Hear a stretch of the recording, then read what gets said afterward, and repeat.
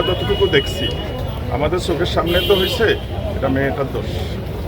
মেয়েটা অসম্ভব এখানে চিল্লাচিল্লি করছে এবং গালাগালি করছেন, ছেলেটার উপরে মারধর করছে। আমরা যেটা দেখছি, এর আগের ঘটনাগুলো আমরা দেখি না। দোকানের ভিতরে যে ঘটনাগুলো হয়েছে সেটা আমি দেখি না। আমি এলাম এখানে, আমাদের একটা মানবাধিকার সংগঠন আছে, এটার নাম হইল ওয়ার্ল্ড হিউম্যান রাইটস মিশন, আমাদের অফিস আছে এখানে। আমি মানে চিৎকার শুনি, অফিস থেকে নামে আসলাম, নামে আসি দেখলাম যে অনেক লোক জড়ো হয়ে গেছে, সেখানে সিচুয়েশন খারাপ হয়ে যাইতেছে। তখন আমি যে সামনে দাঁড়াইলাম, যাই করলাম যে মা তুমি একটু শান্ত হও, আমরা দেখতেছি তোমার যদি কোনো অন্যায় হয়ে থাকে, তাহলে আমরা দেখতেছি সেই ছেলের বিচার করা হবে।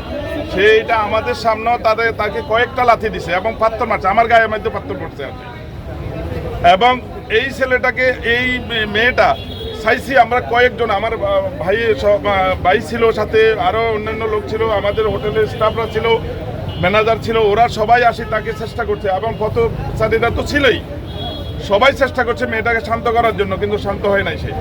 সে তাকে গালাগালি করতেছে, এত অকথ্যভাবে জঙ্গলি জানোয়ারের মতো আচরণ করতেছে, তাকে কোনো অবস্থাতে থামাইতে পারি না। পরবর্তীতে আমার সেক্রেটারি আসি আমাকে টান দিল, বলে যে মেয়েটা খুব খারাপ, এর আগে 10 তলার ওখানে একটা গন্ডগোল করছে, আপনি সরিয়ে আসেন, ঝামেলার দরকার নাই। আমি চাইছিলাম তাকে নিয়ে অফিসে নিয়ে বসাইয়া একটা মিউচুয়াল করে দেওয়ার জন্য, কিন্তু পরে দেখলাম যে এর দিয়ে হচ্ছে না। পরে আমি চিন্তা করলাম থানাতে ফোন করবো।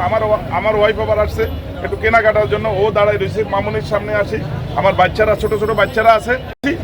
আর পরে সিচুয়েশনটা আমরা জানি না। পরে আমি সকালবেলা দেখলাম যে সাংবাদিকের আপনার ওই যে ফেসবুকে দেখলাম, আবার নিউজে দেখলাম, দেখি তো আমি বললাম যে এই ছেলেটা তো কোনো অপরাধ করে নাই।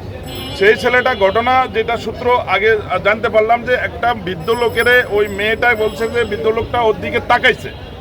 এখন তাকাইছে কেন, ওটা নিয়ে ওর বৃদ্ধ লোকটার উপরে খেপে গেছে। খেপে যাওয়ার পরে এখন ওই দুইটা ছেলে এর প্রটেস্ট করছে, মানে প্রতিবাদ করছে। এই প্রতিবাদের কারণে হে ফাঁসি গেছে।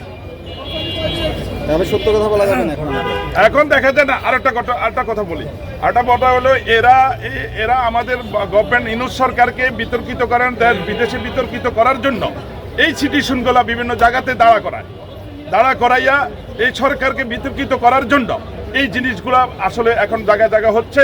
এগুলো যেন ইন্ডিয়ান মিডিয়ারা ভালো করে পোলাও করে সাজাইয়া প্রচার করতে পারে, আমাদের দেশকে একটা অস্থিরতর অবস্থায় সৃষ্টি করতে পারে। সেই জন্যই তারা এই কাজগুলো করতেছে। আমরা যতটুকু দেখছি সোশ্যাল মিডিয়া, আমার প্রত্যক্ষ দেশে, এটা আমার চোখে দেখা জিনিস, মেয়েটা অসম্ভব অন্যায় করছে, যেটা ভাষায় প্রকাশ করা যাবে না।